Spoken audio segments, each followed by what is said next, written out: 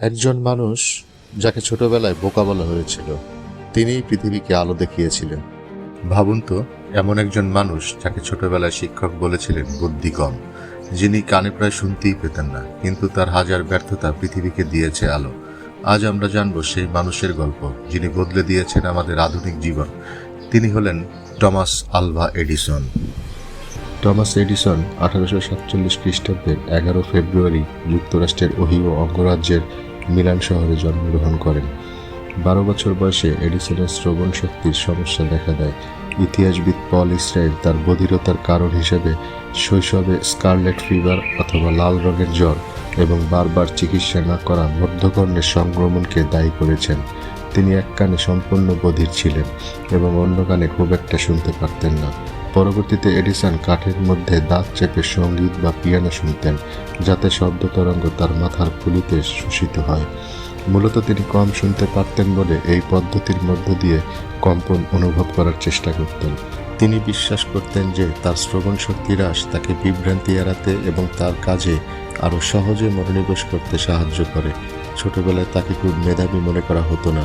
তার শিক্ষক তাকে স্লো লার্নার বলেছিলেন। পরে তার মা নিজেই তাকে পড়ানো শুরু করেন। এই সময় থেকেই এডিসনের কিউরিসিটি এবং এক্সপেরিমেন্ট করার অভ্যাস তৈরি হয়। বাড়ির বেসমেন্টে ছোট ল্যাব বানিয়ে করতেন নানা রকম পরীক্ষা। এখান থেকেই শুরু হয় তার আবিষ্কারের যাত্রা।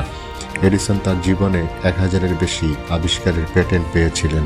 তার গুরুত্বপূর্ণ আবিষ্কারগুলোর মধ্যে আছে ইলেকট্রিক লাইট বাল্ব, ফোনোগ্রাফ অর্থাৎ sound recording device and motion picture camera. 1877 খ্রিস্টাব্দে প্রথম যে আবিষ্কারটি এডিসনকে ব্যাপকভাবে পরিচিত করে তুলেছিল তা হলো ফোনোগ্রাফ। জনসাধারণের কাছে ফোনোগ্রাফটি এতটাই অপ্রত্যাশিত ছিল যে প্রায় জাদুকরী বলে মনে হয়েছিল। এডিসন মেনলো পার্কের জাদুকর নামে পরিচিত হয়ে ওঠেন। তার প্রথম ফোনোগ্রাফটি একটি খাঁজকাটা সিলিন্ডারের চারপাশে টিন ফয়েলে রেকর্ড করা হয়েছিল। সীমিত শব্দের মান এবং রেকর্ডগুলি মাত্র কয়েকবার বাজানো যেত।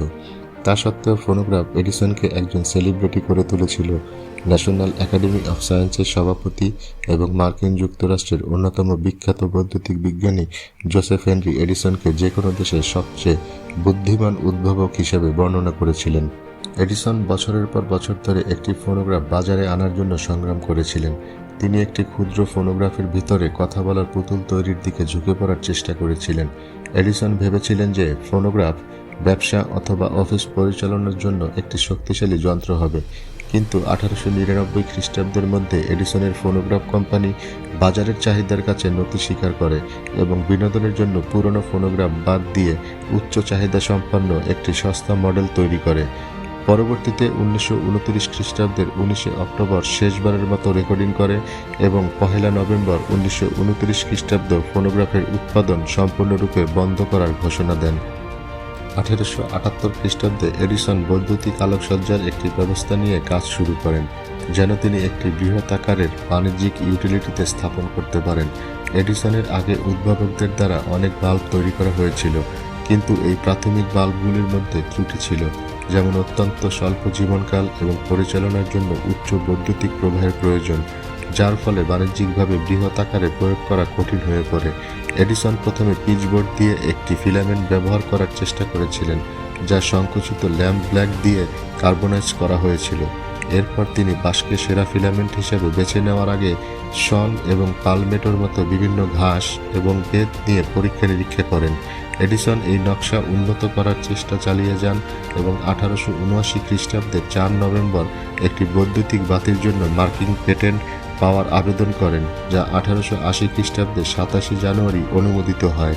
পেটেন্ট মঞ্জুর হওয়ার কয়েক মাস পরেই এডিসন এবং ব্র্যাসলিয়ার আবিষ্কার করেন যে একটি কার্বনযুক্ত বাঁশের ফিলামেন্ট 1200 ঘন্টারও বেশি সময় ধরে চলতে পারে। ভোল্টেজ নিয়ন্ত্রণের জন্য এডিসনের 1883 খ্রিস্টাব্দের পেটেন্ট হল ইলেকট্রনিক ডিভাইসের জন্য প্রথম মার্কিন পেটেন্ট। এডিসনের কোম্পানি 1889 খ্রিস্টাব্দ পর্যন্ত তাদের উন্নতি প্রক্রিয়া পরিবর্তন করে এবং এডিসনের কাছ থেকে বাজারের একটি উল্লেখযোগ্য অংশ বাল্ব নিতে সক্ষম হয়। 1895 খ্রিস্টাব্দে প্রতিযোগিতামূলক কারণে কলম্বিয়া থেকে এডিসনের সরঞ্জাম সরিয়ে নেওয়া হয়। ইতিমধ্যে এডিসনের পেটেন্ট করা বাল্বটি ইউরোপেও ব্যাপক জনপ্রিয়তা পেতে শুরু করে। 1880 খ্রিস্টাব্দের শেষ দিকে বিজ্ঞানী টমাস এডিসন এমন একটি যন্ত্র বানাতে চেয়েছিলেন যা মানুষের চলাফেরা বা দৃশ্য রেকর্ড করতে পারবে।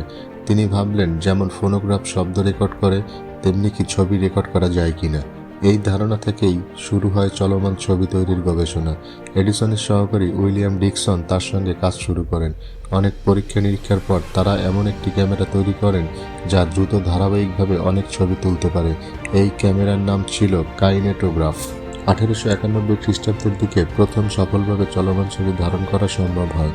পরে এই ছবি দেখানোর জন্য কাইনেটোস্কোপ নামে একটি যন্ত্র তৈরি করা হয় এবং 1891 খ্রিস্টাব্দের 20 মে সর্বপ্রথম মানুষ পর্দায় একটি চলমান দৃশ্য দেখতে পারে। 1893 খ্রিস্টাব্দে এডিসন বিশ্বের প্রথম চলচ্চিত্র স্টুডিও তৈরি করেন, যার নাম ছিল ব্ল্যাক মারিয়া। এডিসনের ফিল্ম স্টুডিও প্রায় 1200টি ছবি তৈরি করেছিল। বেশিরভাগ প্রযোজনা ছিল ছোট ছোট ছবি। 1890-এর দশকে এডিসনের এই প্রযুক্তি মানুষের মধ্যে জনপ্রিয় হয়ে ওঠে। মানুষ প্রথমবার চলমান ছবি দেখে বিস্মিত হয়।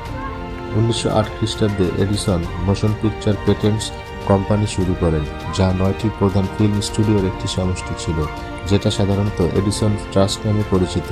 এভাবেই আধুনিক সিনেমা শিল্পের ভিত্তি তৈরি হয়। যদিও পরে আরও উন্নত ক্যামেরা ও প্রজেক্টর আবিষ্কার করা হয়, তবুও এডিসনের মোশন ক্যামেরা চলমান ছবি প্রযুক্তির সূচনা করে এবং চলচ্চিত্র জগতের নতুন যুগের পথ খুলে দেয়। টমাস এডিসন জীবনে অনেক উত্থান পতনের অভিজ্ঞতা অর্জন করেছেন। টমাস এডিসন উদ্ভাবক হিসেবে তার আবিষ্কারের জন্য বিশ্বব্যাপী 2332টি পেটেন্ট সংগ্রহ করেছিলেন। এর মধ্যে 1093টি পেটেন্টই ছিল মার্কিন যুক্তরাষ্ট্রের, বাকি 1239টি পেটেন্ট ছিল বিশ্বের বিভিন্ন দেশের। পরবর্তীতে তিনি 1931 খ্রিস্টাব্দের 18 অক্টোবর যুক্তরাষ্ট্রের নিউ জার্সিতে পরলোক গমন করেন।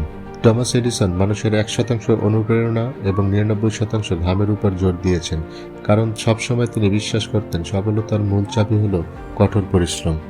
টমাস এডিসনের জীবন আমাদের শেখায় ব্যর্থতা শেষ নয়, বরং সফলতার পথ। আপনার কাছে তার জীবনের সবচেয়ে বড় শিক্ষা কি? কমেন্ট করে জানাতে পারেন।